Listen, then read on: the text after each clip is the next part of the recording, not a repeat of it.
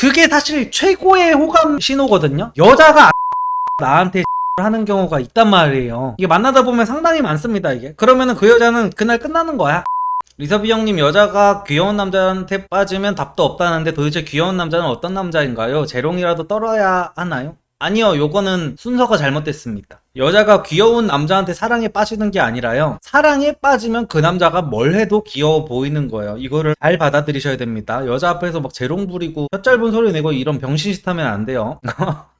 귀여워서 사랑에 빠지는 게 아니라 사랑에 빠졌기 때문에 뭔 짓거리를 해도 귀여워 보이는 거예요. 리선님, 남자가 여자를 좋아하면 돈을 잘 쓰나요? 일반적으로는 그렇죠. 여자를 많이 못 만나본 남성일 경우에는 보통 여자를 좋아하면 본능적으로 돈을 최대한 펑펑 써가지고 꼬시려는 게 있어가지고 일반적으로는 그렇습니다. 리서비 형님, 침샘 보톡스도 맞아보셨나요? 당연히 맞아봤죠. 그러니까 제가 최근 영상에서 보톡스 얘기를 해드렸잖아요. 관자놀이랑 측두근, 그리고 여기 턱보톡스가 있고 턱보톡스 뒤에 침샘 보톡스가 있는 거예요. 근데 보통은 요즘에 웬만한 데 가면은 이거를 나눠서 하지 않아요. 나눠서 하지 않고 병원마다 작은 얼굴 보톡스 이런 식으로 홍보를 해요. 그리고 뭐 소두 보톡스, 뭐 어떤 식으로 비슷한 이름들이 다 있어. 그래가지고 의사가 보고 거기 가면은 이렇게 앙 물어보라 그래. 여기를 앙 물어보고 의사가 이렇게 만져본단 말이야. 여기가 침샘이거든요. 여기라면 이렇게 만져봐. 근데 보통 남성분들은 침샘 보톡스 맞아야 돼. 왜냐면은 폭식하는 사람들이 여기 침샘이 늘어져가지고 여기가 살이 이렇게 늘어져 있거든요. 그래서 침샘을 죽여가지고 여기를 이제 갸름하게 하고 여기 죽이고 이제 여기 죽이고 약간 이런 식으로 하는 건데, 웬만한 피부과 같은 데 가면은 의사들이 만져보고 알아서 해줘요. 알아서. 근데 제가 가장 비추천하는 거는 여기 턱보톡스만 한 대 딱 맞는 거, 이거는 비추천합니다. 왜냐면 여기 턱을 죽이면은 여기 근육만 이제 쓰게 되다 보니까 여기가 툭 튀어나오게 돼.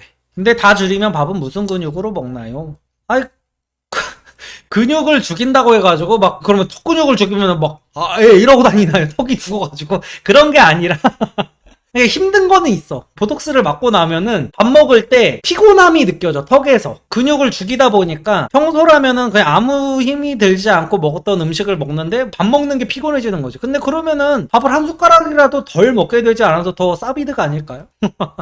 강의에서는 턱 보톡스 추천하던데 7월에 바뀌려나요? 그러니까 이것도 제가 디테일하게 말씀을 드렸어야 되는데 7월에 제가 이것도 디테일하게 말씀을 드릴 건데, 보통 턱 보톡스를 맞으러 가면은 웬만한 잘못된 병원이 아니고서야 다 만져봐요. 옛날에 한 10년 전에나 턱 보톡스 해주세요 그러면 여기만 났지, 보통 그냥 턱 보톡스로 해가지고 가도 턱 보톡스를 놓다가 근데 여기도 맞으셔야겠는데요 해가지고 다 해줘요. 그래서 그냥 얼굴 보톡스를 맞으라는 거를 이제 턱 보톡스 맞으라고 한 거죠. 근데 이번에 챕터 추가할 때 이 부분도 좀 정정을 하기는 해야겠네요. 눈썹 정리 한 번도 못 해봤는데 제 손으로 손질해도 될까요? 아니면 누구한테 맡길까요?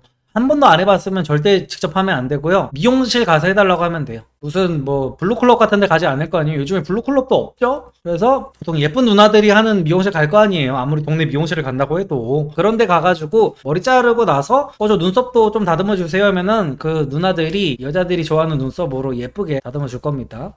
리섭님, 우울감이나 무기력함 개선하는 방법 있을까요?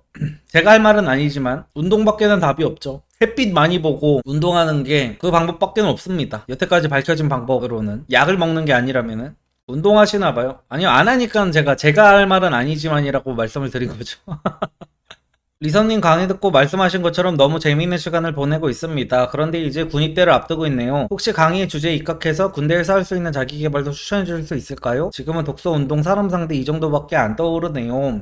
그거면 충분하다고 생각합니다. 저는 요즘 군대가 옛날보다 훨씬 더 인생을 버리는 데라고 생각하는 게 뭐냐면은, 그러니까 스마트폰을 장병한테 주는 게 나쁘다는 건 아니에요. 당연히 이제 끌려가는 것도 억울한데 스마트폰까지 뺐으면은 그거는 말도 안 되는 거긴 해가지고 주는 게 당연한데, 옛날에는 그래도 반강제적으로 이제 스마트폰도 없고 해가지고 내가 할 게 없으니까 운동이라도 하고 할 게 없으니까 독서라도 하고 막 이랬단 말이에요. 근데 요즘에는 일과 시간 끝나면은 다 스마트폰을 준다고 하더라고. 그래서 요즘 군대를 보면은 그냥 밖에서는 똑같이 그냥 앉아가지고 누워가지고 그냥 스마트폰만 다 보고 있다고 하더라고요. 그래서 운동, 독서 이런 거를 저는 안 하게 될 가능성도 크다고 봅니다. 군대를 간다고 해도 그 군대 가가지고 독서하고 운동하고 이렇게 된다, 이것도 다 옛날 얘기 같아요. 리섭님, 20대 후반 남자인데 저보다 좀 못난 여자한테는 여유로운 바이버가 나와서 잘 되는데 좀 예쁘고 높은 여자한테는 여유가 안 나오는데 이건 어쩔 수 없나요?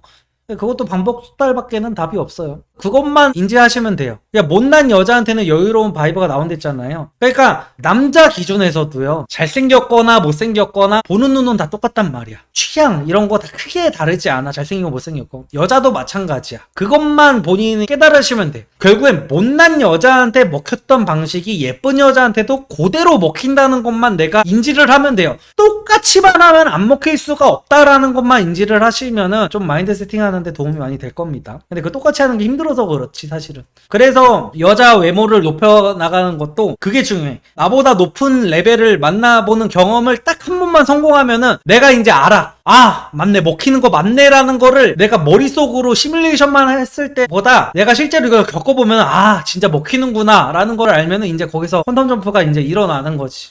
안녕하세요. 리선님 강의 듣고 저번 달에 번호 9개 따고 3명하고 애프터 했습니다. 카톡은 생각할 시간이 있어서 재밌게 풀어나가서 약속은 잘 잡히는데 애프터는 임기응변이니까 카톡만큼 재밌는 분위기가 안 나오더라고요. 이런 케이스가 평소에 연습해두면 좋은 방법이 있을까요? 물론 잘할 때까지 할 거긴 한데 지금은 좀 막막하네요.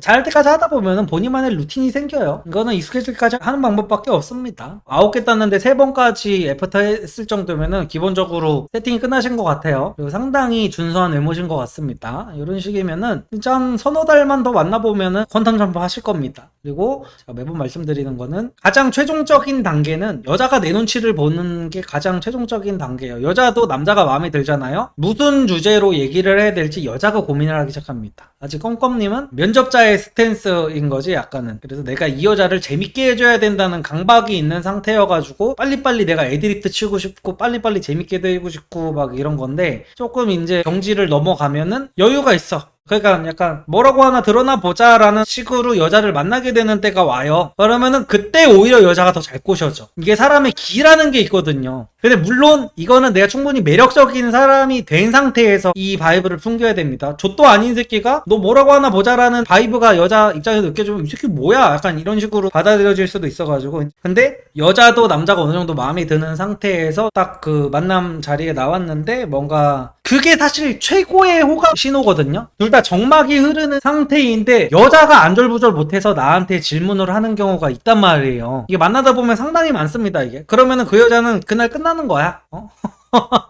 아, 얘 그냥 끝이구나. 이게 바로 감이 올 때가 있습니다. 여자친구 있는데 다른 여자랑도 사귀고 싶으면 어떻게 해야 하죠? 그러니까 여자친구를 만들지 마세요.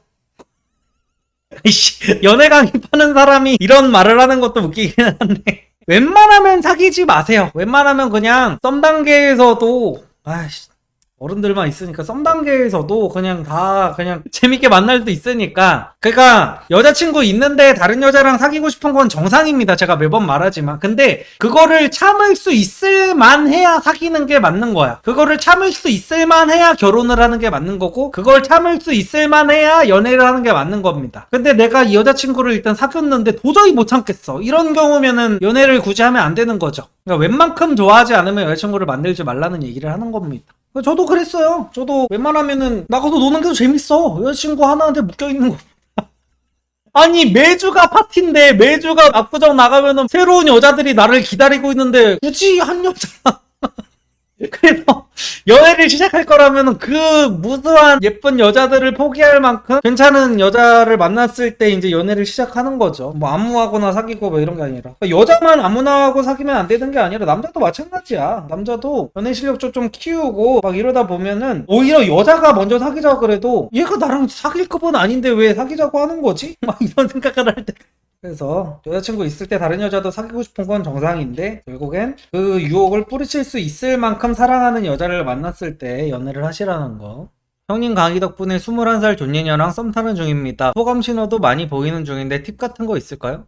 팁은 뭐 그냥 강의에서 가르쳐드린 대로 하면 돼요. 뭐 어떤 상황에서 이러이러하게 상대가 행동하는데 어떻게 하면 좋을까요? 이런 식으로 물어보시면 가르쳐드릴 수 있는데 이런 식으로 물어보면 참 애매하죠. 이성님 강의는 몇 번 정도 정독이 필요할까요? 현재 10번 봤습니다. 더 볼까요? 아니요, 더 보지 마세요. 뭐 10번이나 보셨어요. 아니, 한두 번 봤으면 충분합니다. 제가 계속해서 강의 내에서도 말하지만 실행이 제일 중요한 거예요.